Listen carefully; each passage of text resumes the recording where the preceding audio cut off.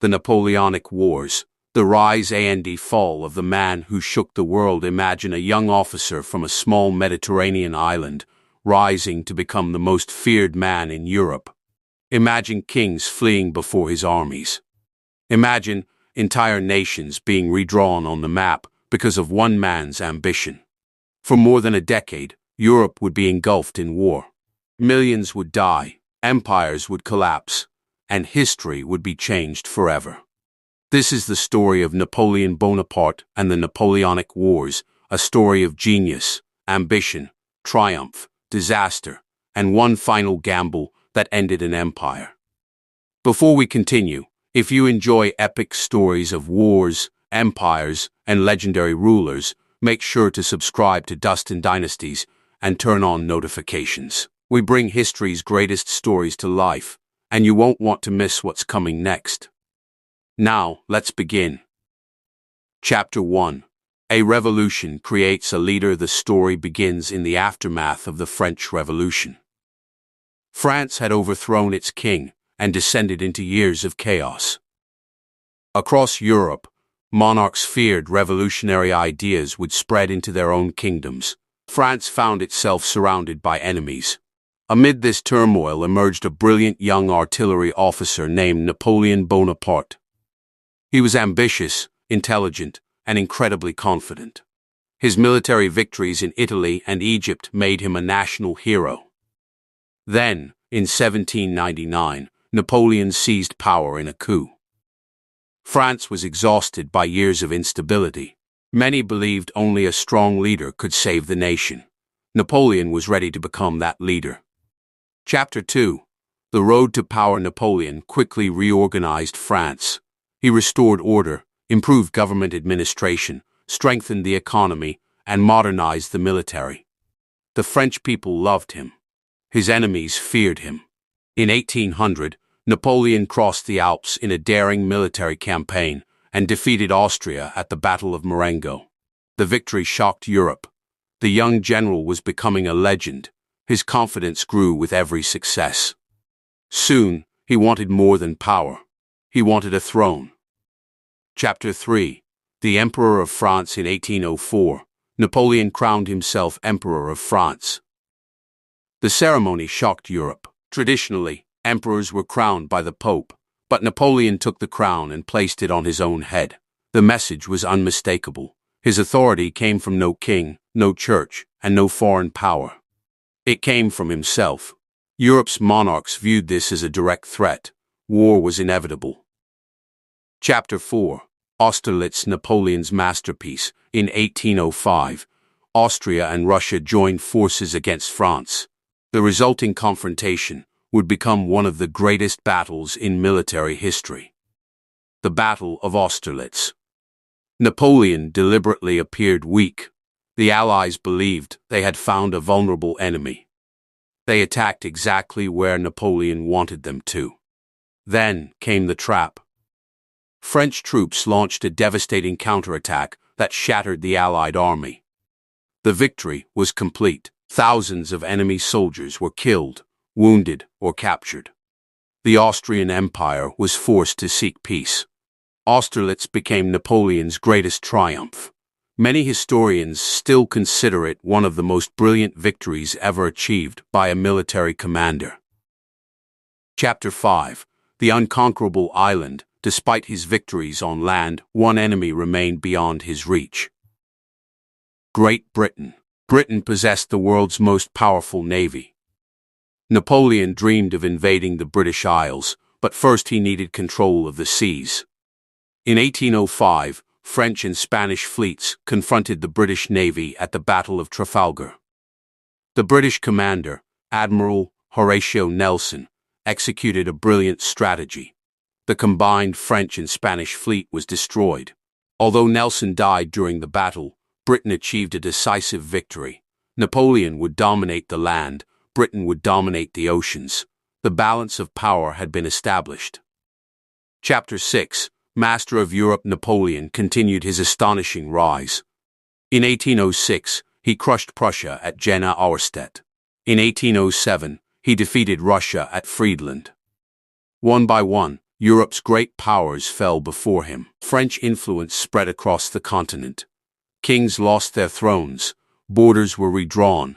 Napoleon placed members of his own family on foreign thrones. At the height of his power, he controlled or influenced most of Europe.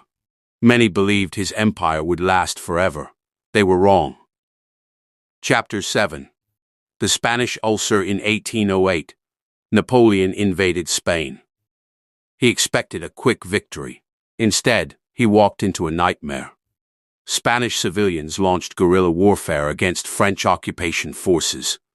Villages resisted, roads became dangerous, French soldiers were attacked constantly. At the same time, British forces entered the conflict. The war dragged on year after year. Men, money, and resources disappeared into Spain. Napoleon later referred to the conflict as his Spanish ulcer. The wound never healed. Chapter 8. The invasion of Russia. Then came the decision that changed everything. In 1812, Napoleon invaded Russia. More than 600,000 soldiers crossed the border. It was one of the largest armies ever assembled. Napoleon expected a decisive battle. Instead, the Russians, as they withdrew, they burned crops, villages, and supplies. The French advanced deeper into Russia, but found little food and almost no resources. Every mile weakened the army. Still, Napoleon pushed forward. His target was Moscow. Chapter 9. Moscow burns. Eventually, Napoleon reached Moscow. Surely now Russia would surrender. But the surrender never came. Soon, massive fires engulfed the city. Much of Moscow burned. The Russians refused to negotiate. Napoleon waited. Days turned into weeks. Winter approached. The emperor faced an impossible choice: remain in a ruined city and starve, or retreat through hundreds of miles of devastated territory. He chose retreat. The consequences would be catastrophic. Chapter 10. The March of Death. The retreat from Russia became one of history's greatest military disasters. Temperatures plunged far below freezing. Food vanished. Thousands froze to death. Horses died. Disease spread. Russian forces attacked relentlessly. The once mighty Grand Army disintegrated. Of the hundreds of thousands who entered Russia, only a fraction returned. The myth of Napoleon's invincibility was destroyed. Europe sensed weakness. His enemies prepared their revenge. Chapter 11. The Battle of Nations. In 1813, a massive coalition formed against Napoleon. Russia, Prussia, Austria, Britain, and several other nations. They met Napoleon near Leipzig. The battle became known as the Battle of Nations. It was one of the largest battles Europe had ever seen. Napoleon fought with extraordinary skill, but numbers were against him. The coalition armies overwhelmed the French. The empire began to collapse. Former allies abandoned him. Territories broke away. The end was approaching. Chapter 12. The First Fall. By 1814, Allied armies marched into Paris. Napoleon was forced to abdicate. The conqueror of Europe was sent into exile on the island. The world believed his story was finished. But Napoleon had one final surprise. Chapter 13. The 100 Days. In 1815, Napoleon escaped from Elba. The news shocked Europe. As he marched through France, soldiers sent to arrest him joined his cause. His popularity remained extraordinary. Within weeks, he returned to power. The period became known as the 100 Days. Europe immediately prepared for war. One final confrontation was inevitable. Chapter 14. Waterloo. The final gamble. Napoleon knew he had little time. He needed a quick victory before his enemies united. The decisive battle took place near Waterloo in present-day Belgium. Facing him were British-led forces under the Duke of Wellington and Prussian forces under Field Marshal.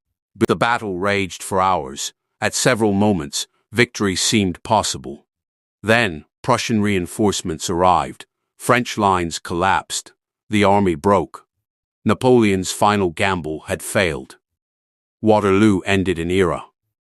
Chapter 15. Exile and Death. After Waterloo, Napoleon surrendered. This time the Allies took no chances.